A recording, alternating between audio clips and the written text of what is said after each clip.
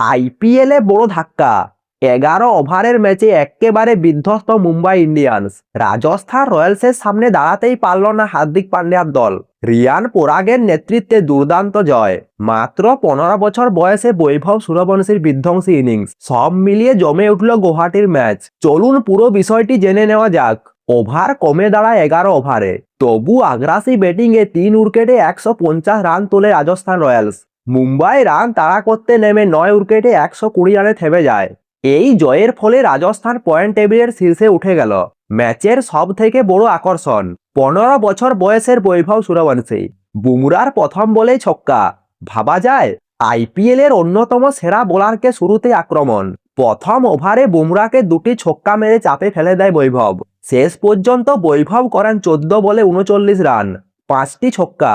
অন্যদিকে জয়সওয়াল ছিলেন আরও বিধ্বংসী।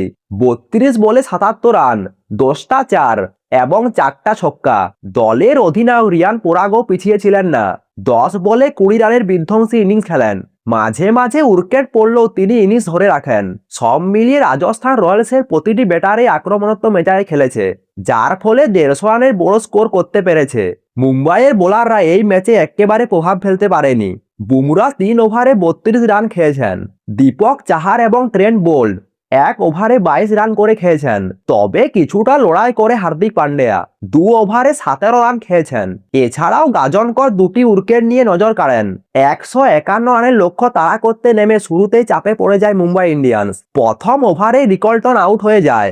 রোহিত শর্মা করেন 5, সূর্যকুমার যাদব করেন 6। তারা সম্পূর্ণ ব্যর্থ। তিলক বর্মা, হার্দিক পান্ডিয়া কেউ দায়িত্ব নিতে পারেনি।